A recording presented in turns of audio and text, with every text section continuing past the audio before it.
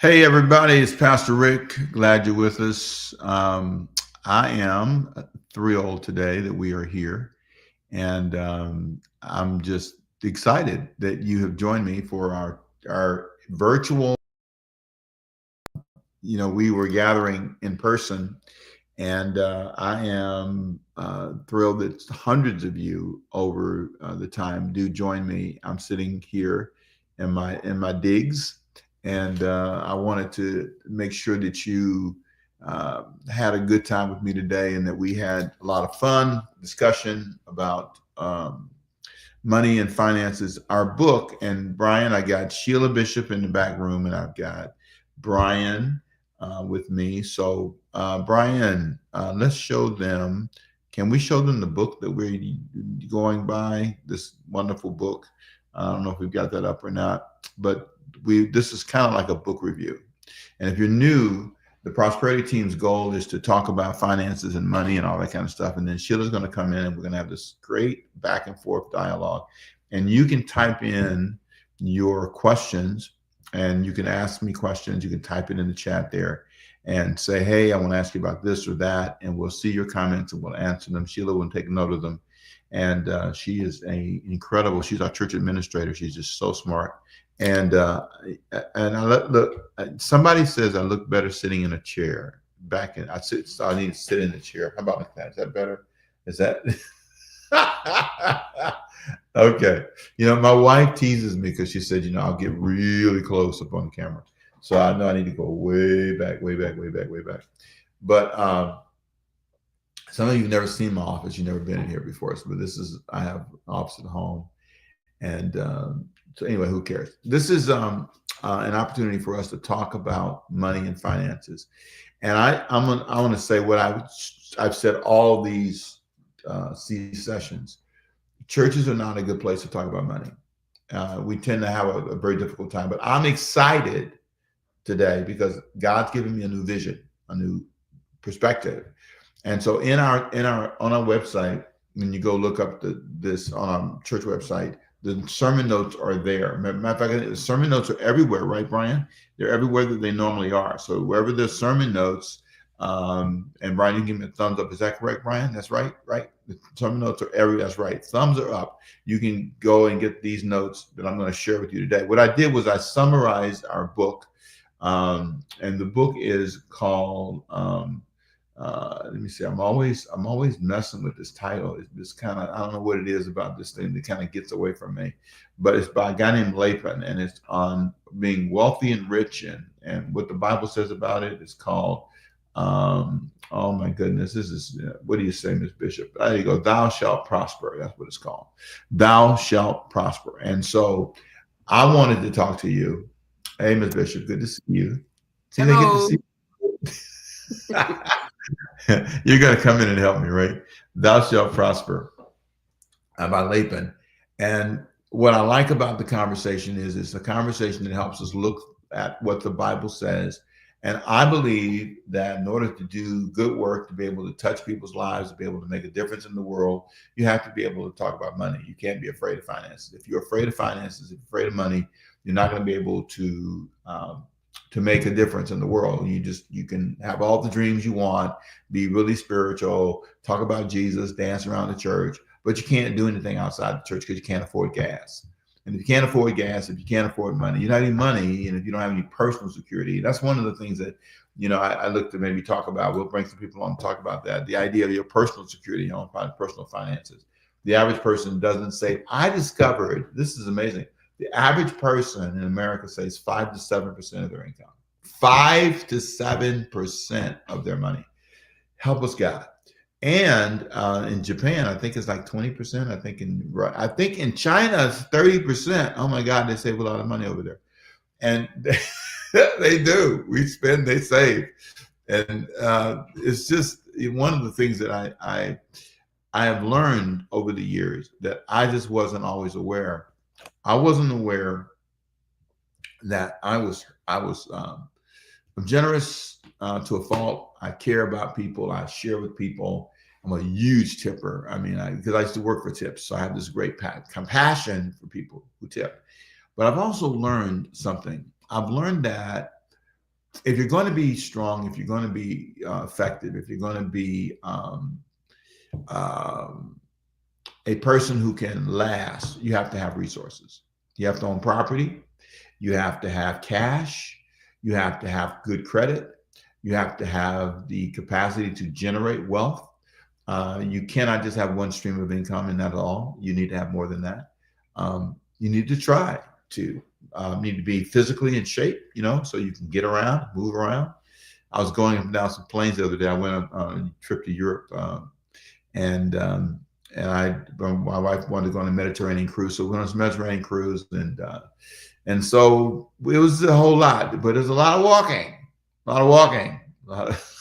you had to be in shape, Even when you get on the plane, you got to put the suitcase up above you, It's like, to me, there are things that I've learned about all of that that's pretty cool. So having said that, let me get out to the notes if I can. And I want to talk about them for a minute. Thou shalt prosper. What I put in online is a summary of the book all the way through. Chapter 1 through 10. There's 10 commandments. The name of the book, I love the way he worded this. He's kind of you could tell he's a Jewish guy, got a big history. 10 commandments. The 10 commandments. Thou shalt prosper. Let me see if I can get to it again.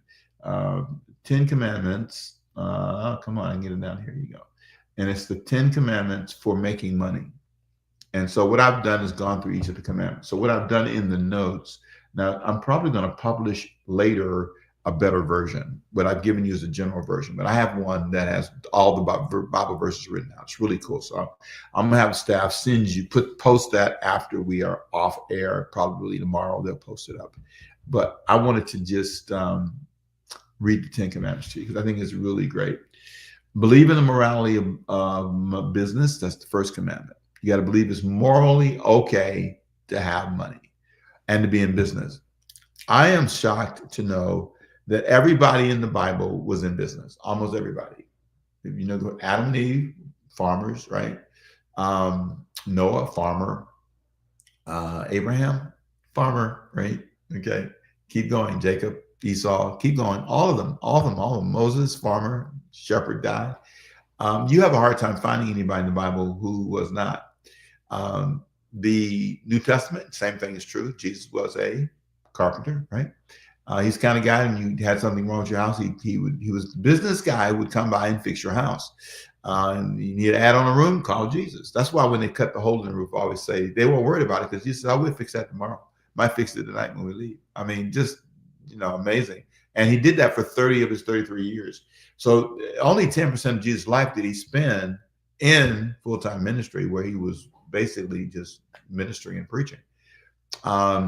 Let's see who else. Paul was a tent maker. That's right, tent maker. So if your tent had a hole in it, Paul, can you come by my house after church? I want you to fix this hole in my tent. The rain been pouring on the children.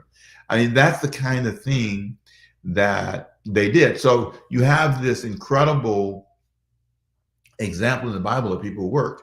Paul had an argument, though, which was interesting. He talked about it in 2 Thessalonians. He talked about the fact that he felt that if we worked hard, the labor is worthy of his hire. And he didn't feel it was fair for a guy to work hard and do all this public ministry 6 days a week and then have to, and try to find a way to make a living. He felt that the tithing principle, which God established, by the way, to support full-time ministry, that's what it was for, full-time ministry and the poor. It was not designed just for people to build buildings. I think, I think it's fine. I think building buildings is a great idea, but it's not what this was for. So having said that, I want to just say the tithing principle didn't work because most people don't tithe. Very few people in church tithe.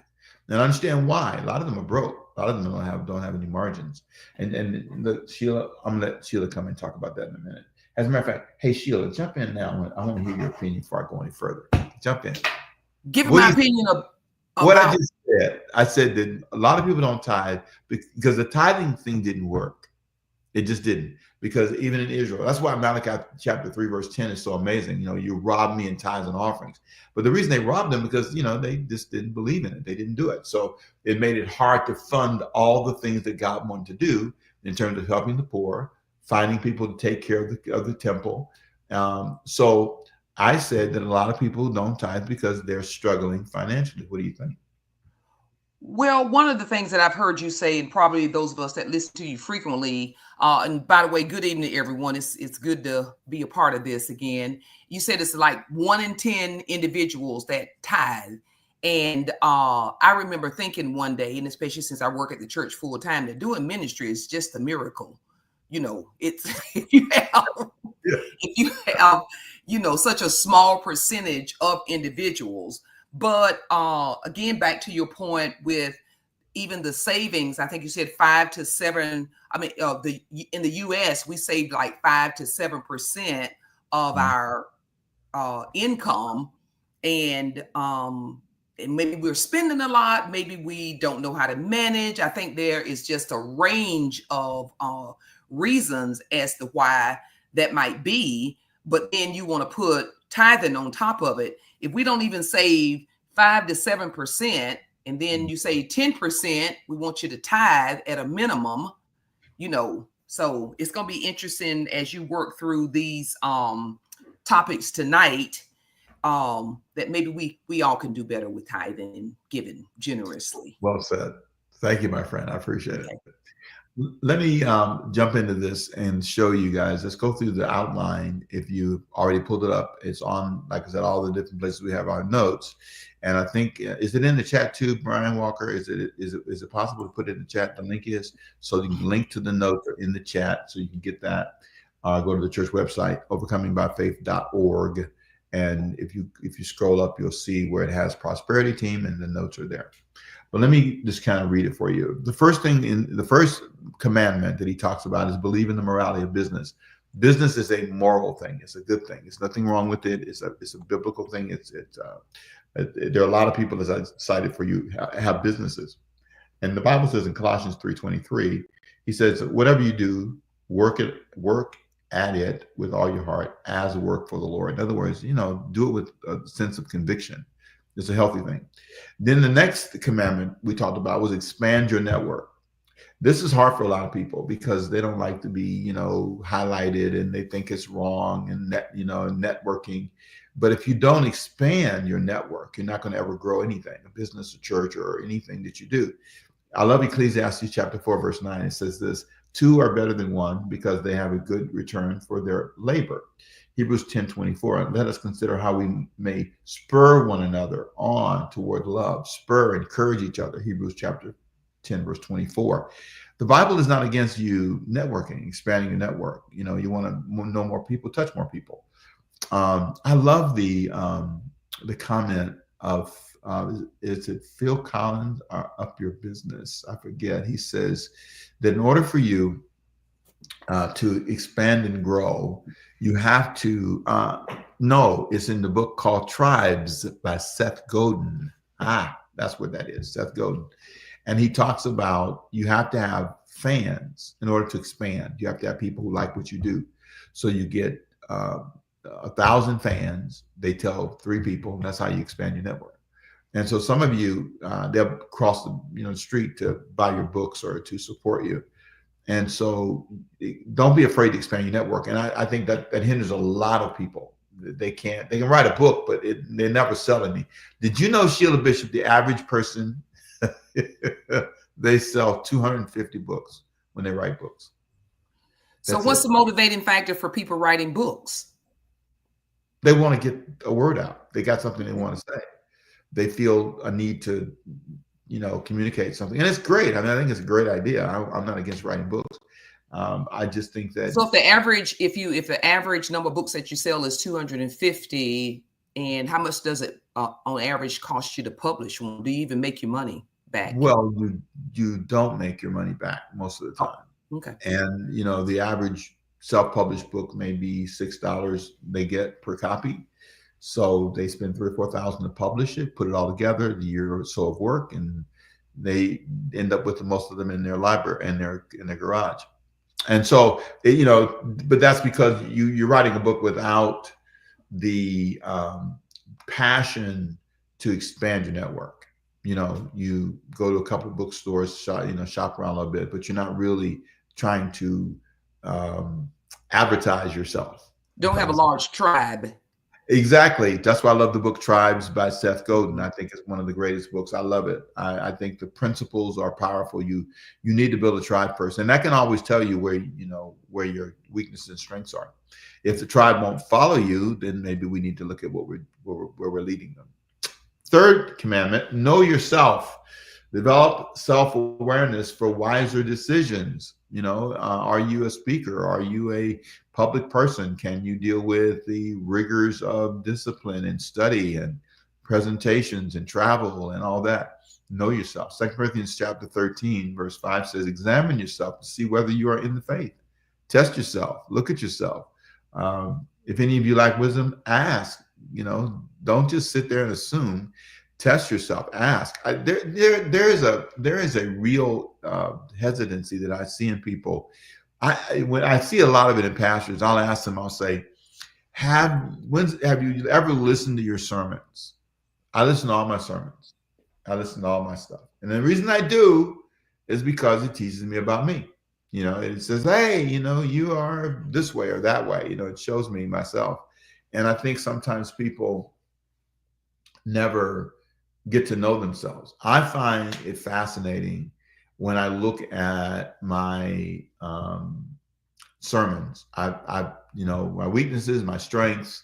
Talk too long, talk too short. Do you dig in your ear? What do you do that gets on people's nerves? And so knowing yourself is important. I think that's one of the reasons some people can't make money, because they don't know themselves. They don't know that they're not money makers. They're not entrepreneurs. So sometimes if you're not an entrepreneur, you need to get on an entrepreneurial wagon with somebody who is a money maker and help them make money, and maybe you'll make some money yourself.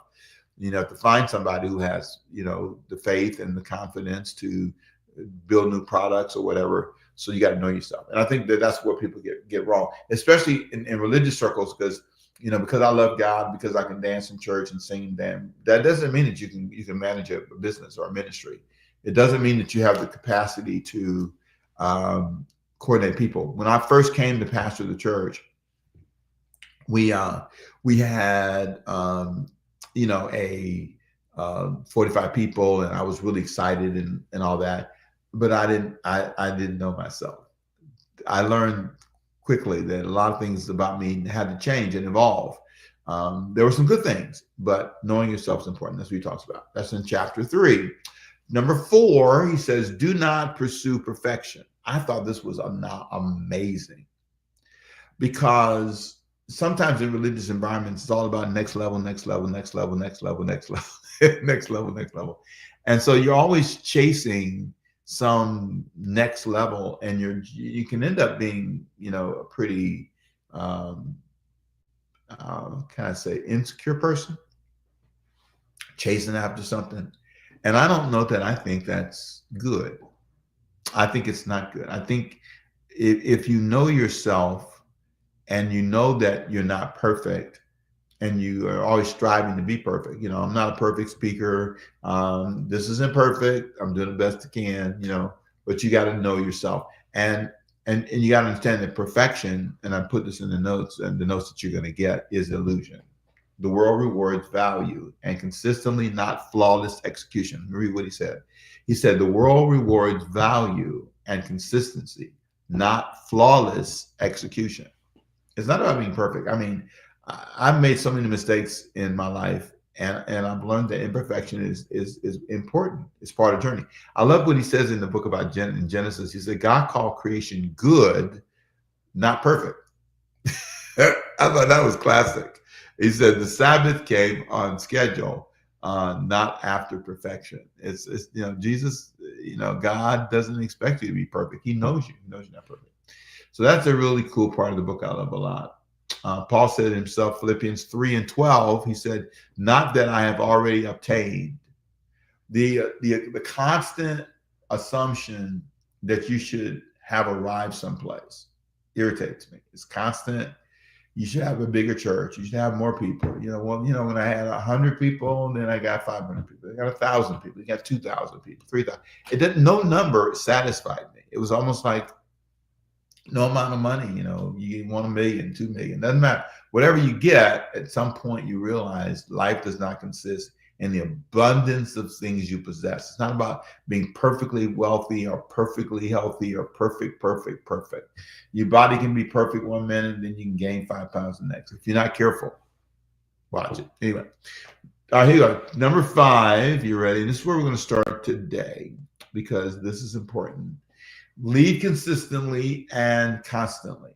Now, in order for you to prosper, he makes a great point in the book that you have to be the kind of person who is consistent in your leadership. You have to be consistent. In my opinion, faith is about hanging around long enough for God to bless you. It's like if you park the car and you're in a hurry and you can't wait, you just drive off. That means you don't get the food, right? There's something about, he said, leading consistently and constantly and being able to do that. Luke 16:10 says, whoever can be trusted with very little can also be trusted with much. And it's just about consistency. And some of you want God to prosper, and you say, well, you don't hang on the job long enough. You don't save long enough. You don't do anything long. You're in and out, up and down. And that just doesn't, I always say, you got to give God something to work with. And I think you don't stay, you're not stable enough. I'm not against you going to another church, but if you're church hopping and you're leader hopping and you got this favorite preacher and this favorite conference and you're just hopping around and there's no pattern that is consistent in your life, I think you'll have trouble. So leading consistently and constantly. And then I love this, and we're going to talk about this, Ms. Bishop. I'm going to bring Sheila back in a second here. Constantly change the changeable. Constantly change the changeable. As a matter of fact, I'm going to freeze right there for a minute and say this. If you have a question about what we're talking about so far, type it in. And because we're going to land for a minute on these 2 points, lead consistently and constantly change the changeable. Those are our 2 main conversation pieces today. Everything on the notes we're not going to talk about today. We're going to save the next 2 for next month. But I want to talk about those 2 points. You got to lead consistently and constantly. And you got to constantly change the changeable. Now, let me just say, Sheila, I want you to come back for a second. I'm going to, I have to step back and plug up my device. Yes, I am. I'm going to leave the room, Brian. I'm going to hit the leave the room part. So it's a great time for you to post any questions that you may have about consistency and prosperity, or anything that you want to ask Pastor that he's already discussed on commandment number 5, which again is leading consistently and constantly. And one of the core principles with that is, and again, just straight from the notes, is leadership is an ongoing, dependable presence in every sphere of your life. So I think that in and of itself speaks to being consistent in the various things that you want to do. There's a couple questions that I would like Pastor Rick to entertain when he gets back. And one of those is, why is consistency such an important aspect of leadership in business and personal relationships, and how will that translate into prosperity? So any questions that you have, go ahead and type those in the chat, and we will discuss those as soon as Pastor returns. And just think about some areas in your own life where you're back, just like magic. Question, Pastor. Go for it. With commandment number 5, leading consistently, could you speak to why do you think the consistency is such an important aspect of leadership in business and in personal relationships, and how does that impact prosperity or increasing in your wealth? Speak to the whole that If, issue. if you're not consistent, you're not reliable. Oh, I mean, there's no way.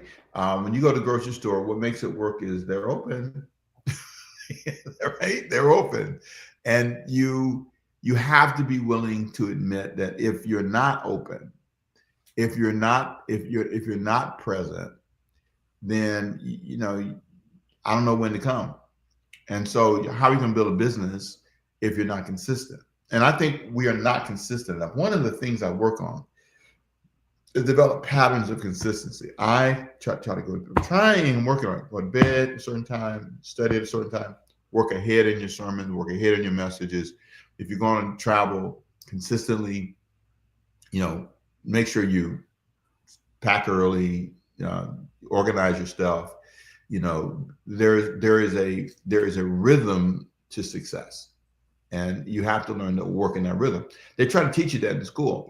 That's why school starts at a certain time. You got to be in by the bell rings. You get, this is when you're tardy. All that's established to create in your mind rhythms to show you how to, study, how to turn in the paper on the 15th, not the 16th, turn in by 12 noon. It's got to be when you get to the upper levels of writing, dissertations and papers and college papers. And we didn't do it in high school, but maybe they do it now. But, it has to be in a certain format. You can't just type it any way you want to. Those things teach you the power of consistency. And I think that's one of the missing links. When I first started pastoring, one of the things that used to bother people was I was stickler about time. It's really like, okay, we are going to get out of here on time. And it used to bother people. I was rushing the Spirit, and I'm trying to let the Holy Spirit move. And I thought, well, no, why are you doing that? Why do you make it that you got to talk until you get tired? Why can't you stop at a certain time? So, that's one of the reasons. So what are some basic things that you have consistently done over time to help lead to some of the success that you've experienced as it relates to making good investments, saving money, and some of those things? And again, the stats say most of us don't even save as little as 5 to 7%.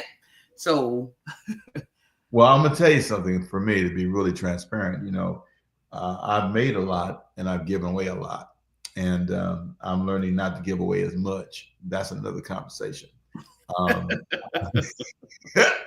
So, but you had to consistently do something that you would have enough to even give away and be able to still save if you were able to do both.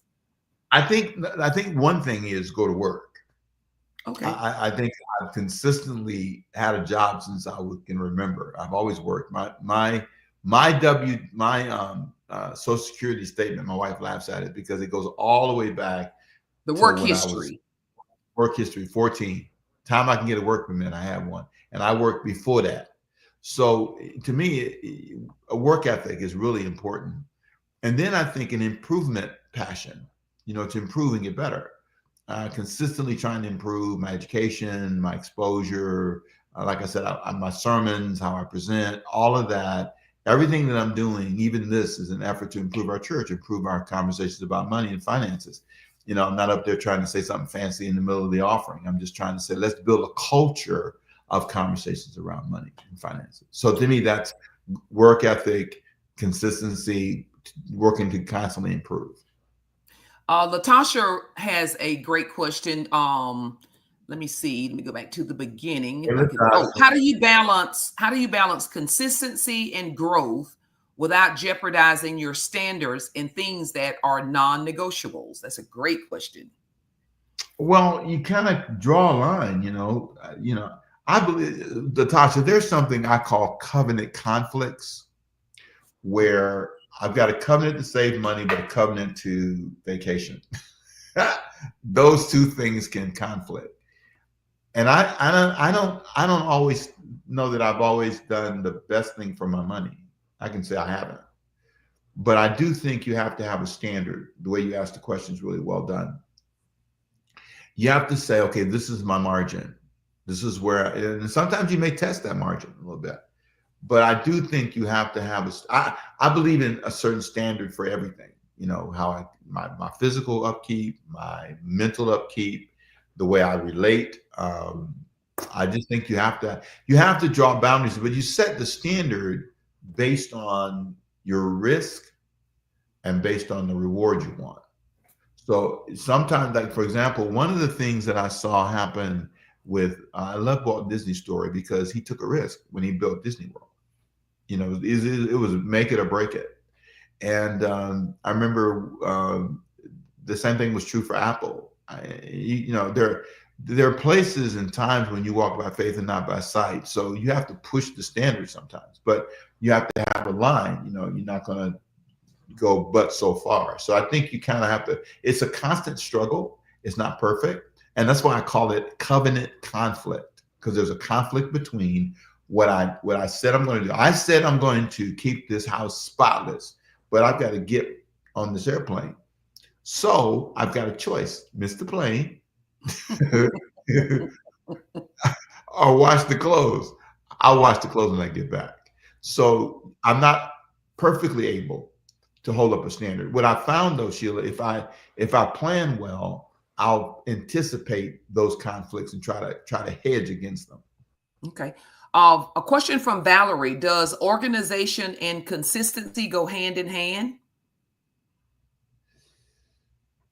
When there's organization or organizing, being organized and being consistent, having good habits. I'm kind of reading into what it sounds like to me. And Valerie, you can further clarify. But your organization, being I guess neat, having good habits, being consistent with that. Are those the same? Do they just go hand in hand?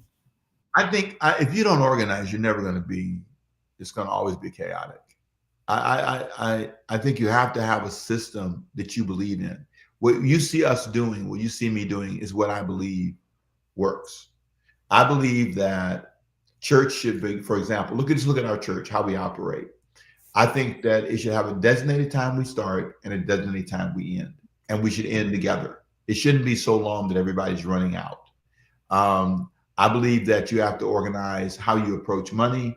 That's why we're doing this. One of the reasons. You have to organize how you spend money. You have to organize what you're going to spend money on. So they do go hand in hand, Valerie. I hope that, did she clarify anymore? She said that's what she was saying. Oh, you did good. What should you do, or how should you respond when you realize that your actions have really been inconsistent with your stated values? I think you repent. You repent and you say, listen, we're not going to deny that I love a book. It's called, always love a book, right? I love the book, Pick 3. That is such a good book. Good God Almighty. Now don't buy it if it's got a couple of special words in it that bothers you. But she's not writing it from a Christian, super Christian perspective, but it's a great book. She's the guy who not Huckleberry. I have no idea who you're talking about. I know you don't know what I'm talking about, but it's Zuckerberg. Oh, Mark Zuckerberg. Sorry, not Huckleberry. Randy Zuckerberg's sister. That's her name. I'm sorry. Mark Zuckerberg's sister. Her name is Randy, and she wrote a book, and I love it. It's it made me. I counsel people who are really busy, right? And they have all these covenant conflicts all the time. And I was trying to encourage her, and I ran across this book, and she basically says that she's always off. That she's not perfect. I think there are times when you have to admit that you're lopsided, she calls it. And she told the story that at Harvard, a person, when she went to Harvard, they interviewed her and said, there are two kinds of people at Harvard. There are people who are lopsided and there are people who are balanced. And they said, the balanced people are amazing. They do great things. They're just phenomenal people. And then she says, but a lot of us here are lopsided. And it spoke to her because she's always felt like I'm a little bit off. I'm not quite, with my kids. I'm not quite with my husband. And basically the book is you're going to be lopsided sometimes. You Mhm. know, you pick three things. That's why I call pick three, and say today I'm going to do one. Is you categorize it, physical, emotional, Mhm. financial. So today I'm focusing on money. So I'm not going to be really good with the kids. I'm not going to be really good. Or today I'm focusing on community. So I'm not going to be home. Today is all family day. You pick three things, one out of each category, and you can do six things over 2 days. So But is pick she simply saying just prioritize what you're going to prior, focus on? well, except that you don't have time to do everything all the time. Oh, okay. Okay. It says the book is called Pick Three. You can have it all, just not every day. Oh, Yeah, you can't do it every day. Yeah. Pastor Rick, we missed a question from Glenn Smith, and he Hey, says Glenn. that, hi, Glenn, Rabbi Lapin shared his views on ethical capitalism with our I love current that. with our current social economic climate in the US. Do you feel that's obtainable for our nation? If so, please advise. See, Glenn, let me tell you this. I don't know that I think everything we're doing now is ethical capitalism. Let me tell you this. I believe that you have to have a passion for money. Blessed are they who hunger and thirst after. I'm teaching on that the first Sunday in September. I'm doing a series. I switched my series around, and I'm doing a series in September called "In Believing in the Basics." And one of the basics is you've got to have hunger. You got to have a hunger for it. The first month of September, I'm going to deal with all the month of September is basics like that. Then in October, I plan on dealing with the basic doctrines, what we believe about salvation, sin, all that. And so it's going to be a great series of studies on the basics. But Glenn, I think that you have to have a basic commitment to capitalism, to advancing. Because people that don't get this can't do anything because they're broke. They can't, so I believe in it. But here's the challenge. I can't do that on the backs of people, ignoring the people I'm leaving behind. Some kind of way, I believe that it's ethical to prosper and make millions of dollars and have resources to do great things. But I also understand the danger in being so focused on capitalism that you forget people. And I think you should care that people don't have health care. I did not know. I found out the other day, I was talking to somebody, and a pastor told me he and his wife had to pay $2,300 a month to have health care before Okay. they got old enough to get Social Security. In our staff, we pay for health care for our staff. That's part of the benefit package. It's $1,000 for one person, single person, to have coverage. $1,000. That means I pay them $12,000 a year plus just for healthcare. That's not their salary. That's not taxes. That's not retirement. That's just their salary. And he said that he and his wife combined pay $2,300 a month. Who can afford that? I mean, for the average person whose income is 30,000. So anyway, so that's and then we pay for that. Our staff doesn't pay anything toward their personal health care. Maybe I'll change. No. I think we and we should go to the next question before you make too many staff changes. and we pay 50% of their families, which is also a great help to them. Pastor Rick, can you state the name of the book once again? Beatrice is asking. Beatrice is Pick, called, hey Beatrice, by the pick way, three. Pick Three by Randy, Randi Zuckerberg. Randy Zuckerberg. Okay. Randy Zuckerberg. Go ahead. And Pastor Angel has a great question here. How can I try to save at least 2% of my paycheck? I have a lot, kids' emergency, and bills. Well, I'm gonna tell you something. Who said that? What was her name? Who said that? Angel Angel. Johnson. Hey, Angel. Hey, let me tell Yep. you something. Here's what I believe about saving money. If you don't save any money, you have no dignity at some point. But she I says don't she's care if got a lot of kids' emergencies and she's got 100%. bills. Yeah, but you can have other problems too. You can have debt because if you don't save anything, and what you have to do is decide. You have to make judgment calls because I get it. There, if it's if it can't happen, it will. Roof leaks, um, um, car tires go out. I mean, and you need to be able to address those basic things. I think saving $1,000. I mean, just make that a goal. Angel, just something. You have to save something, and I think you have to make it a cultural habit.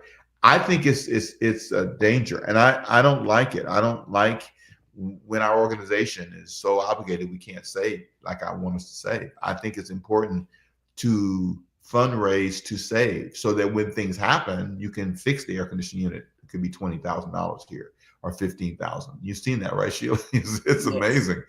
And then you really have to value it. I don't think I valued, and that's an American habit. We don't teach you to save. As a matter of fact, churches never tell you to save money. They only tell you to give money. And that's one of the things I've included in a lot of our prayers, during offering times. I want you to save. I want you to have money because if something happens, who can you go to? You end up using credit cards and all that, and that's just not good. Pastor Darren McClinney has a question. How do Hey we there. hold? Yeah. How do we hold ourselves and others accountable for consistency without stifling initiative or learning? Well, Darren, I think you hold yourself accountable. I can't I don't have the energy nor the power to hold anybody else like that accountable too much. I mean, it's being. I have to be clear Even in that marriage? within boundaries. I mean, 969. She says it out loud, so I get nervous. When I say her age, but she proudly says she's 69 because Yeah. her family used to die in their 40s, and so she's like really 50s. glad Yeah. to be alive, and me too. I'm glad she's alive. But no, I think you have to focus on yourself and then let them catch up. Now, when it comes to politics, you can vote in who people you think have your values and whatnot, but your spouse, to a degree, I don't believe in controlling my wife like that. I mean, we should have agreement when it comes to money. We should try to work together, and we are. We got projects we're working on right now together. I just think it's not healthy to focus outside of yourself first. So focus on yourself first, and then try to win your spouse over to your convictions if you can. And then sometimes you can't. Sometimes you can't get them to save at the level you save. And so save at the level you can. Let them save at the level they will, and then believe for the best. There's not unless you're going to force them and argue, and I don't want to do all that. But I think that when you focus on yourself, that's the best place to start. Now you said that consistency was it shows you that you are reliable, but can you recover credibility once consistency has been broken, and if so, how? Sometimes, if you have enough time on the clock, you can, but most of the time, you can't. I mean, I think one of the things I really value is the Bible says a good name is worth more than silver and gold. I really think you have to be careful how you handle opportunity because sometimes you can't get it back. You don't always get a second chance. That's why every chance I get, I try to take advantage of what I have with respect because I realize that at the end of the day, this may be the only chance I get to be in front of somebody or to do a business deal with somebody. So every business deal I do, I try to make it an honest deal and I try to be upfront because like I said, so there's no guarantee that you're going to get that second chance. I So are treat you everything. saying that spiritual values provide a somewhat of an anchor for consistent leadership decisions? No, not necessarily. I mean, maybe a lot of people that don't have Christian values that are good and honest people. You know, Okay. I just think, you know, wisdom makes you an honest person. Wisdom teaches you that the other way doesn't work. And I don't over spiritualize those kind of things. You know, when a guy comes to do work in my house, I treat them right. I give them water. I don't act like they're slaves. I try to treat them with respect. And it's amazing how it leads to other opportunities. I was nice to some guys working around my house and I needed some other work done. I told them, and oh, I know somebody that can help you with that. And sure enough, they did. So, you Okay. know, I just believe being nice to people and being consistent. Tandra asked, how can we start or get into investments? Hey, Tandra, how are you? You're dancing these days. Okay, we'll leave it there. Uh, uh, inside joke. Hey, listen, um, you know, you start small. You know, you're a 401k on your job. Mhm. Uh, I believe in saving out of my paychecks when I get paid. There's a percentage that I try to save.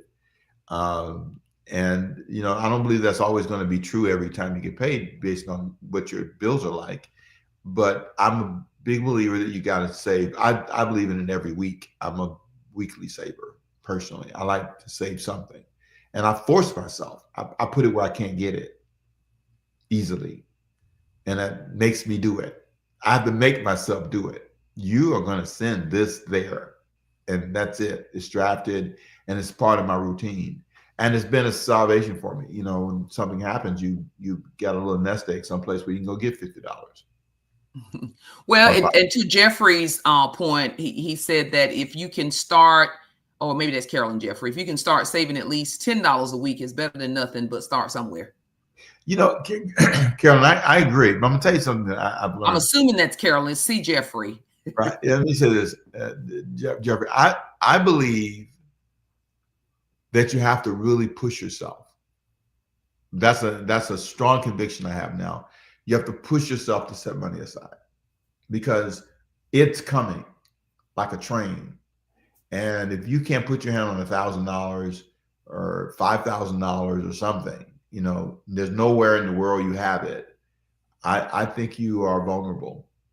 And I think that you have to make it a priority, even if you have to work more hours or whatever you have to do to get to a place where you have something set aside.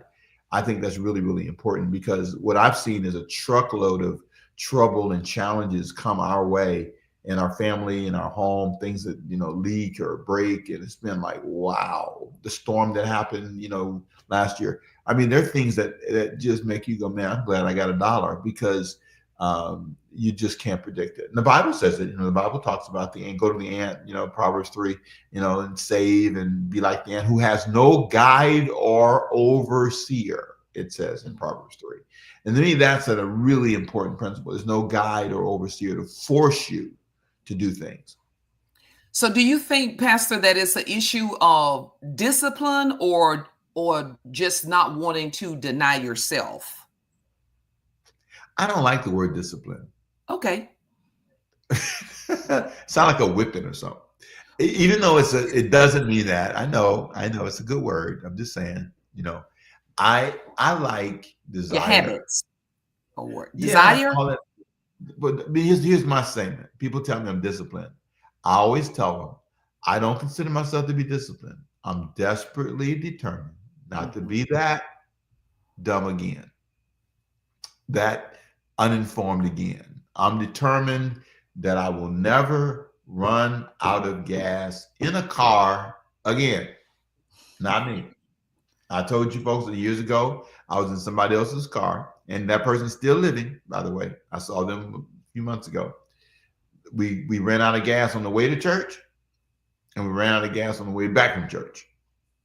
Same car, same, and we all had to push the car. It was as sad as Sheila. It ran out in the same spot because we only bought 75 cents worth of gas. At So, least you were trying to get to church. yeah, we trying to get church, but we weren't wise. You know, Okay. I think you have to challenge yourself. I hear my sister Angel, you know, 2%. I hear that, you know, I hear. But I'm gonna tell you something, Angel.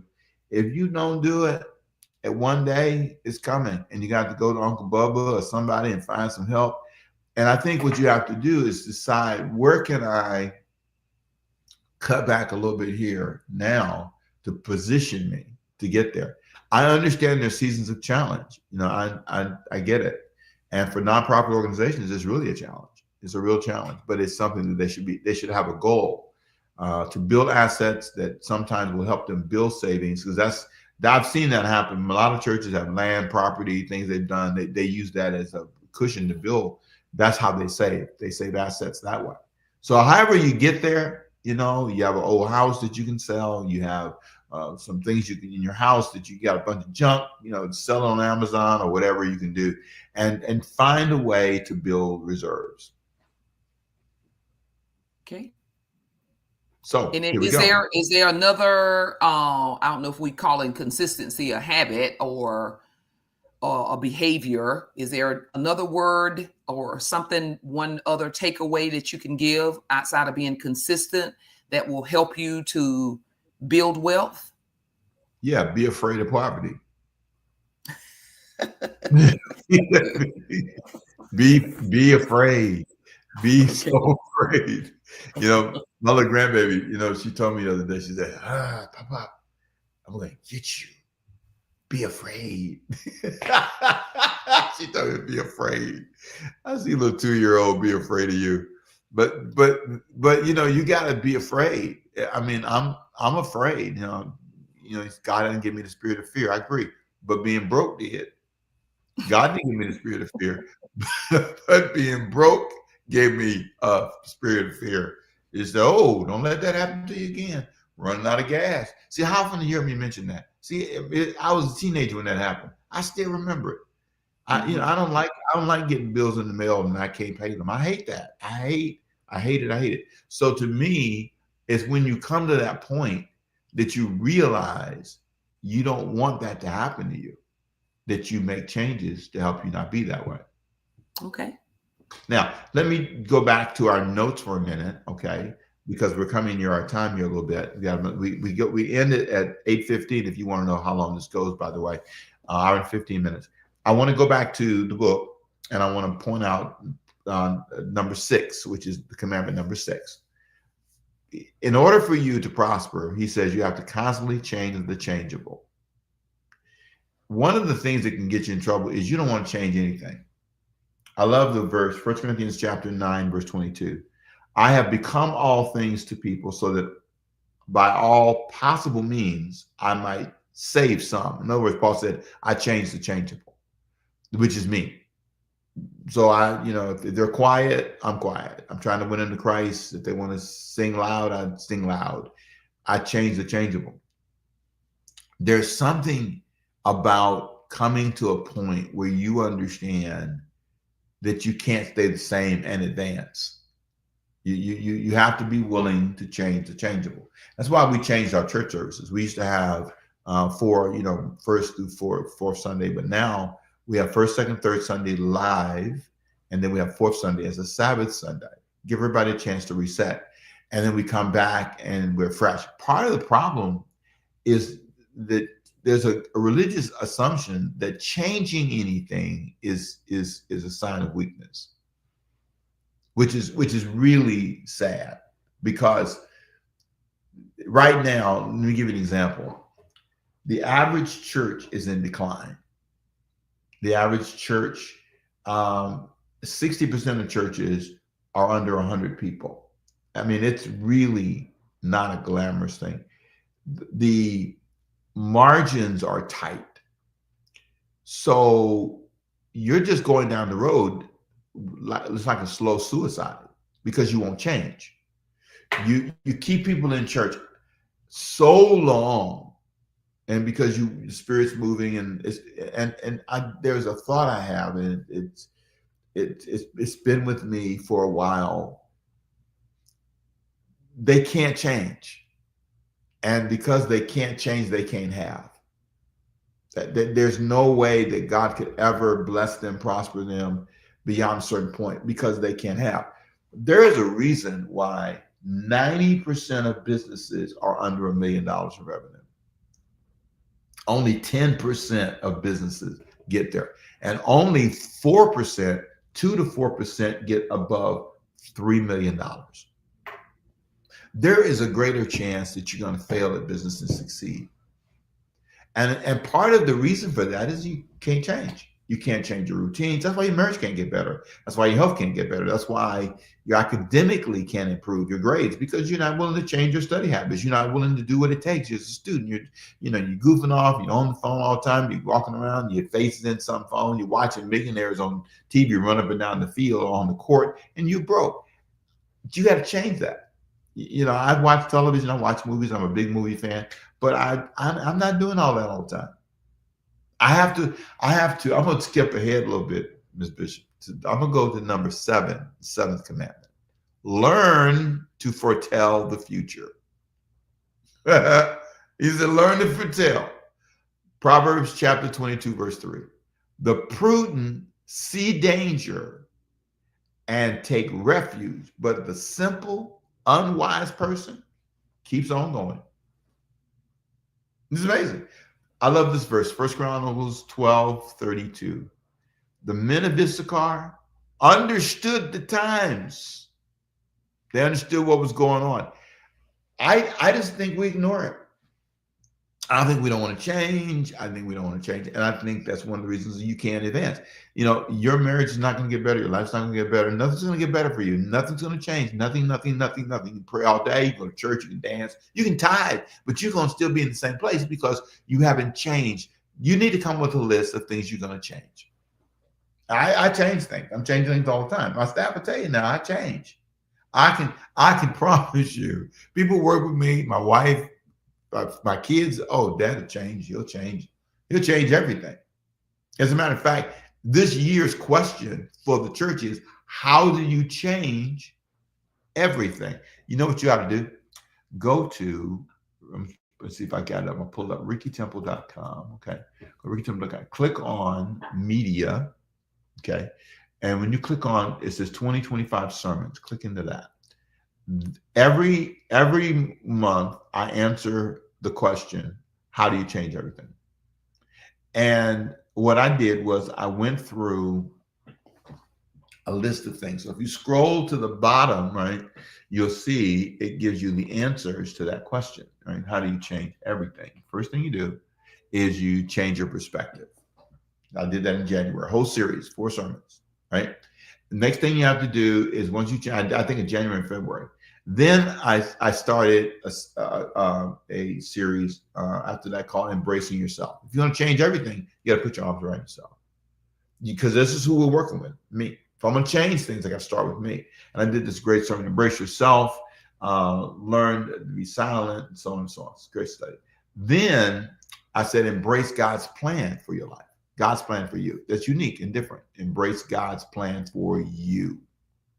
Then I talked about, this is not, Sheila, I just said I didn't like the word disciplines, but I did a whole series called Necessary Disciplines, right? I did. See, I'm willing to be open-minded. Necessary disciplines. And that's what happened. Then I talked about, remember, I talked Noah and the ark and discipline to build the ark and all that. And then I did this. I said, okay, to change everything, you've got to, I said 2 things. One is, you got to embrace what you got to embrace, and you got to believe. So we're on the believing part of the year now. So the rest of the year, I'm going to talk about believing and believing in the basics next month and all that. So what are you going to say, Ms. Bishop? I saw you come back up. What do you think? I saw you smile.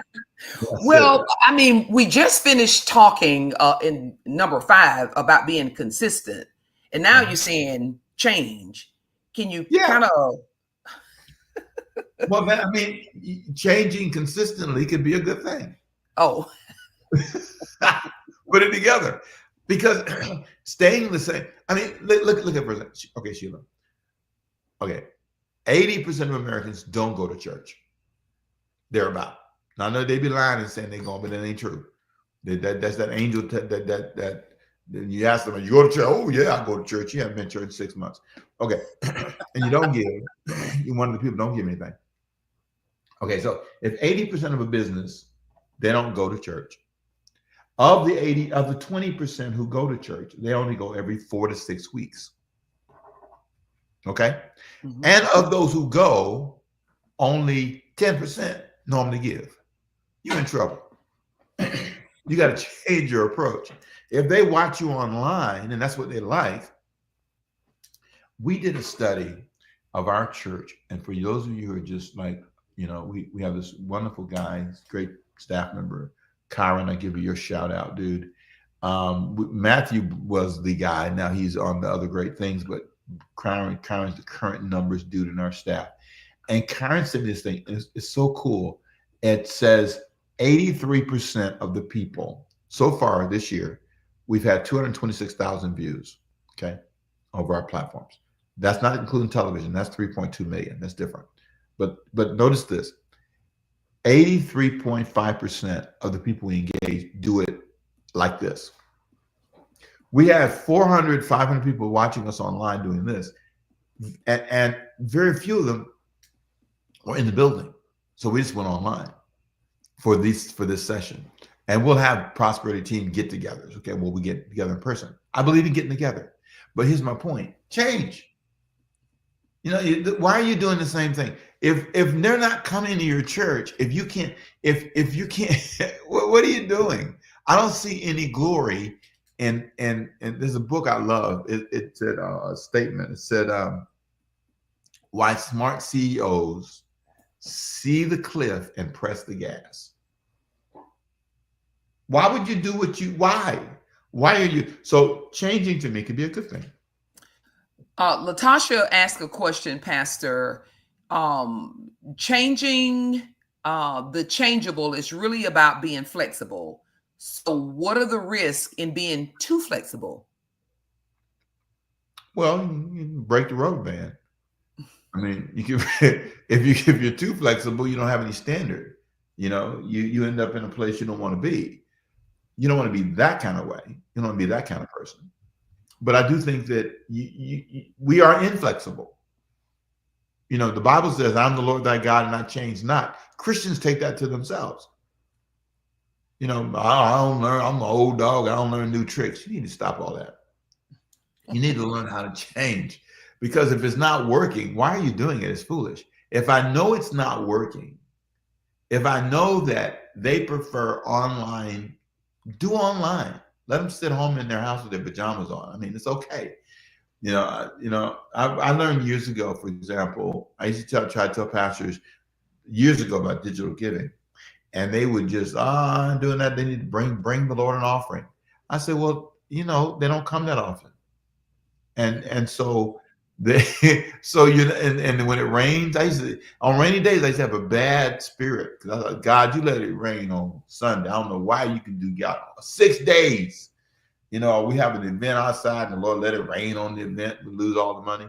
I didn't like that. I used to thought, God, why you let this storm come on the day that we in church or had a convention, had to cancel the whole convention. And the guests that we invited to the convention, they should have said, you guys have a storm. You don't have to pay me. I paid those people. They still want their money. So my point is, I used to get a little attitude, but the Lord said, maybe you should do it another way. And I changed. And so now I don't have those problems. Not like that. We have a couple of comments from Dorothy Ingram. She says, I find that self-reflection is an important process for changing and for advancing in life. And Beatrice says that she does agree we must learn how to change or pivot when the time or season comes. And on that, I want to ask you, Pastor, what are some personal habits that can help us be more open to change in areas that we need to? Or maybe the question is, why do we find it so difficult to change? I think the biggest habit is learning. If you learn and you listen and you're teachable, you will avoid a lot of things and you will have a lot of benefits that others don't have. People assume because I'm in front of people a lot that I don't listen. That's not true. I listen closely. I'll change my mind. I'll change my position. A wise man hears instruction, the Bible says. So listening and learning is, to me, at the top of the charts. So we're coming near our time. We got about 10 minutes left. I'm gonna open the gates, and if you have more questions, jump in here now because we're gonna be gone exactly at 8:15. So if you have a question, something you want to talk about, the book is great. I love the book. I love the way the book is pushing us. I love the conversation, the tone. I've started listening to the Audible because I love it. I just love listening to it. So any questions for me? Jump in. Let's talk for a minute. What you got? While they are putting their questions, I want to ask, you've been leading organization for 40 something years, and do you find it difficult to change, or is that something easy for you to do? My wife would say no. She'd say, my wife is always say, Temple, all right now, slow down a little bit. Yeah, Well, David Taylor says our church constantly changes, but our core values remain the same: evangelize, educate, elevate, and embrace. So I'm saying we, especially since COVID, we have modified, changed, done a lot of different things. Do you find that easy? No, I be wailing sometimes inside. I struggle. No, I'm serious. I do. I struggle. But here's what I'm gonna turn this on you for a minute. Ready? I'm gonna ask you. Yeah, right. I'm gonna ask you the question. So tell me what you've seen. Is it hard for Pastor Rick to change? You can't. Be honest. Lay it out there. They're watching you. I don't think you do it. I don't think you make changes lightly. I think you have a really unique ability to be able to look at the situation, put all of the information together. Those in academia may say, you got a real ability to synthesize information, put all that together and make a decision. But I don't think that you necessarily think all of them are easy, but you're willing to, and it's not even taking a risk. You can kind of go against, you gather information from people, you listen, all the things that you talk about, you open. You don't feel like you're dealing with someone as a leader that's not teachable and don't take all the things into consideration. But yeah, you probably raging inside. No, I appreciate it. No, here's what I think. I believe that if I'm not willing to change and I get in this man of God thing, I'm going to make some really bad decisions. And I got to be, to me, honest and candid. I'll say I'm leaning on our budget. I'm pushing us harder right now. I know I'm taking a chance here. I'll put it out there. I'll change my direction. I'll make a decision. But I've learned the power of being consistent and not compromising my values. But I've also learned the importance of change. And you're married for this long, you learn the importance of change. So we got a few more minutes. Do you have any quick examples of organizations that you maybe have seen got into a little trouble or failed? Not to name them, because they would not change, things that they could change. Yeah, I've seen organizations not change leaders. They keep a person in a position in the organization where they're not able to be helpful anymore. And I think that's a mistake. So I think you have to be willing to have that conversation and allow people to migrate away from you if necessary. Allow a different kind of, culture to grow in your organization if you want it to survive. You cannot just be rigid and unwilling to change. So have you seen situations where people were not willing to change with how they handle and manage their money, and they end up in a really bad season when they had the opportunity to change it? Yeah, but I think I have empathy for them, because depending on what we're talking about, if you're talking about a church, because the margins are so tight, because you'll have, thousands of people that, like I just said, who will watch you, but they won't support. I think it is very, very easy to get in trouble with money, period. In business, in your home. That's why you have to decide how I'm going to live.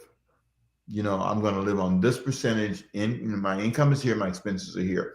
And if I'm going to press against them, I'm not going to do that forever. And I'm doing it for a reason. I'm trying to, you know what I'm saying? If I'm going to invest heavy, my expenses are here. But I'm trying to get here. and I'm trying to get something to push my expenses up. But I'm not just living with my expenses over my income forever. I'm not living in a chaotic environment. I'm not going to live above my means forever. I mean, if I'm pushing for a goal. Does that make sense? Yeah. And Jeffrey says here, lessons not learned are destined to be repeated. Learning a new way could change the lives of a family. And Latasha has a comment here, same vision and principles, different processes, styles, and tactics.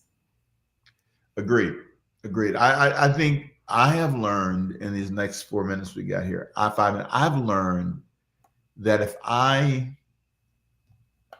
can't be afraid, I'm tempted to be afraid.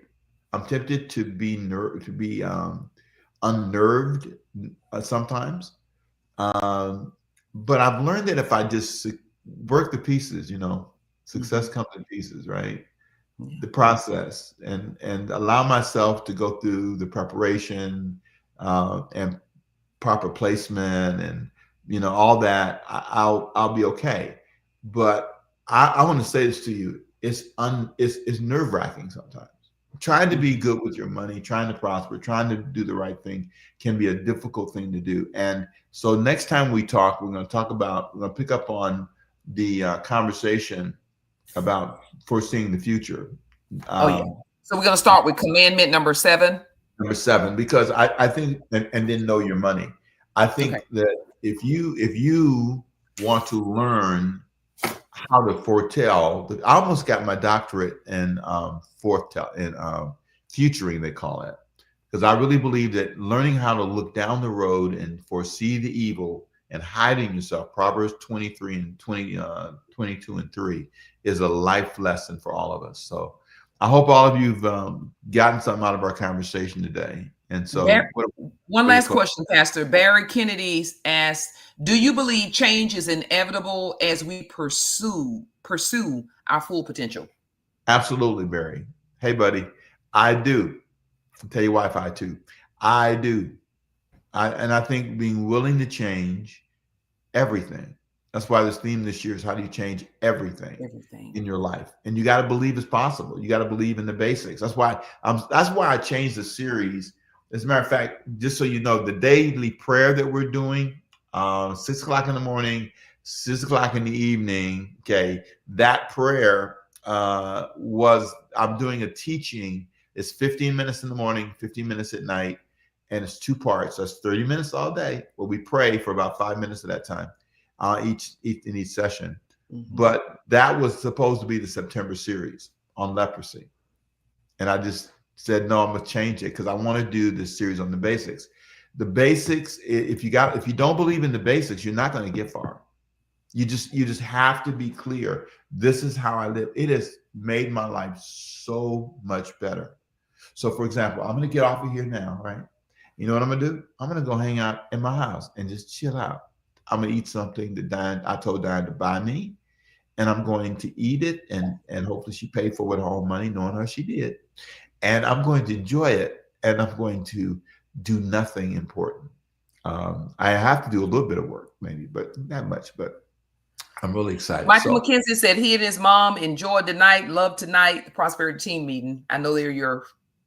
Hey, them my peoples. Them my easy buddies. You take them out. It's a whole tribe of fun. You take the McKenzies out. That's right. It's a tribe of fun. I got to do that again. Take the McKenzies out and laugh. I'm telling you, laugh the whole time. That's all I can say. Thank you for coming. I get you out on time. It's 8:14. Let me pray for you. Father, I thank you for this opportunity to gather. I pray that what we've talked about has been helpful. I pray that in our next conversation, as we continue to read, good things will happen and be blessed as we go. In Jesus' name, amen. Now, let me say this. On Saturday, we're going to do another book, the book I told you by Stevens on prayer, 11 o'clock. It's an in-person. You can come. It's a brunch. Love to have you come out and be a part of that. And that's 11 o'clock right here at the church. And it's online as well. So if you can't come, you can still watch online.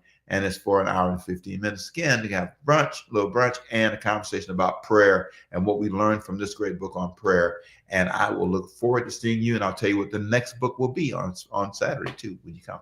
Have a great day. Thank you all for being with me. Bye-bye.